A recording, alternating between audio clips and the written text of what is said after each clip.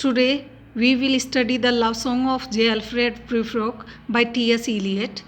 I am Sanju Hazri, Assistant Professor of English at Government College Ratangarh, and this poem is included in BA Part 2nd Paper 1st by MGS University Bikaner. So first of all, introduction of the poet. As you know, poet is T.S. Eliot. So this is the introduction of T.S. Eliot. Thomas Stearns Eliot. He was born in 1888 and died in 1965. Was born in St. Louis, Missouri, of an old New England family. He was educated at Harvard and did graduate work in philosophy at the Sorbonne and Harvard and Merton College, Oxford. He settled in England, where he was for a time a schoolmaster and a bank clerk, and eventually literary editor for the publishing house Faber and Faber, of which he later became a director. He founded, and during the 17 years of its publication, Faber and Faber was published during the years 1922 to 1939, edited the exclusive and influential literary journal Criterion.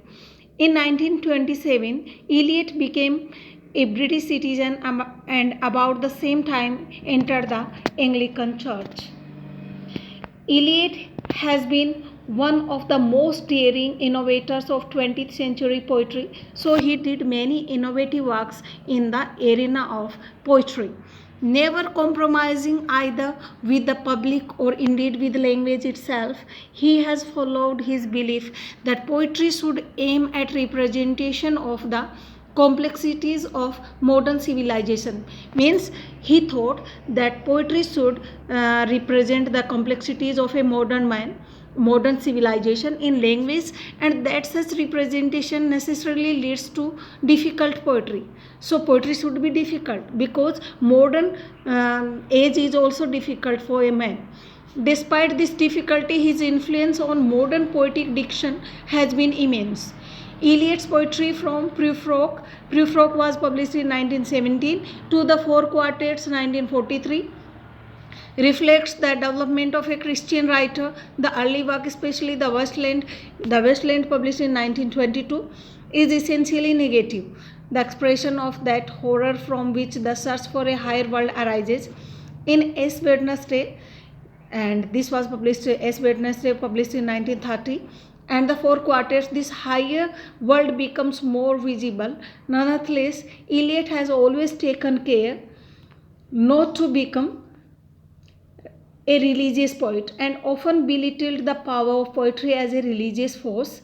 However, his dramas Murder in the Cathedral, the drama Murder in the Cathedral was published in 1935, and The Family Reunion was published in 1939, are more openly Christian apologies. In his essays, especially the later ones, Eliot advocates a traditionalism in religion, society, and literature that seems at odds with his pioneer activity as a poet. But although the Eliot of notes towards the definition, means Eliot's notes towards the definition of culture, and it was published in 1948, is an older man than the poet of the Westland. It should not be forgotten that for Eliot, tradition is a living organism compromising past and present in constant mutual interaction. Eliot's plays Murder in the Cathedral, and it was published in 1935. The Family Reunion was published in 1939. The Cocktail Party was published in 1949, and The Confidential Clerk was published in 1954, and The Elder Statesman was published in 1959. So it was the introduction of the poet, and now introduction of the poem. Our today's poem is the love song of J. Alfred Prufrock. So this is the introduction of the poem. This poem, the earliest of Eliot's major works, was completed in 1910 or 1911, but not published until 1915. It is an examination of the tortured psyche of the prototypical modern man, overeducated, eloquent, neurotic, and emotionally stilted.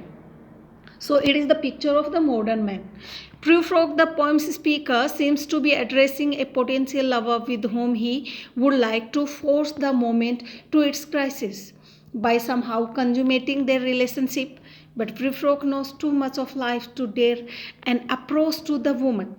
In his mind, he hears the comments others make about his inadequacies and he chides himself for presuming emotional interaction could be possible at all. The poem moves from a series of fairly concrete for Eliot physical setting, a cityscape, the famous patient etherized upon a table, and several interiors, women's arms in the lamplight, coffee spoons, fireplaces, to a series of vague ocean images conveying Prufrock's emotional distance from the world. So Prufrock is emotionally detached from the world as he comes to recognize his second-rate status. I am not Prince Hamlet. Prufrock is powerful for its range of intellectual reference and also for the vividness of character achieved. Prufrock is a variation on the dramatic monologue, a type of poem. What is dramatic monologue? A type of poem popular with Eliot's predecessors. Dramatic monologues are similar to soliloquies in plays. Three things characterize the dramatic monologue according to M.H. Abrams. First, what are dramatic monologues? What qualities should be in dramatic monologue? Firstly, they are the utterances of a specific individual, not the poet, at a specific moment in time. Secondly, the monologue is specifically directed at a listener or listeners whose presence is not directly referenced but is merely suggested in the speaker's words. Third quality of dramatic monologue is the primary focus is the development and revelation of the speaker's character. Eliot modernizes the form by removing the implied listeners and focusing on Prufrock's interiority and isolation. The epigraph to this poem from Dante's Inferno describes Prufrock's ideal listener, one who is as lost as the speaker and will never betray to the world the content of Prufrock's present confessions. In the world, Prufrock describes, though no such sympathetic figure exists, and he must therefore be content with silent reflection. In its focus on character and its dramatic sensibility, Prufrock anticipates Eliot's later dramatic works. The rhyme scheme of this poem is irregular but not random. While sections of the poem may resemble free verse, in reality, Prufrock is a carefully structured amalgamation of poetic forms. The bits and pieces of rhyme become much more apparent when the poem is read aloud. One of the most prominent formal characteristics of this work is the use of reference. Prufrock's continual return to the woman who come and go, talking of Michelangelo, and his recurrent questioning, how should I presume? And pessimistic appraisals, that is not it at all. Both reference an earlier poetic tradition and help Eliot describe the consciousness of a modern neurotic individual. Prufrock's obsessiveness is aesthetic, but it is also a sign of compulsiveness and isolation. Another important formal feature is the use of fragments of sonnet form, particularly at the poem's conclusion. The three lines stanzas are rhymed as the conclusion of a Petrarchan sonnet would be, but their pessimistic anti-romantic content coupled with the despairing interjection, I do not think they means the mermaids would sing to me, creates a contrast that comments bitterly on the bleakness of modernity. Now, summary of the poem. J. Alfred Prufrock, a presumably middle-aged intellectual indecisive man, means he is a modern man who is middle-aged, intellectual, indecisive, invites the reader along with him through the modern city. He describes the street scene and notes a social gathering of women discussing Renaissance artist Michelangelo.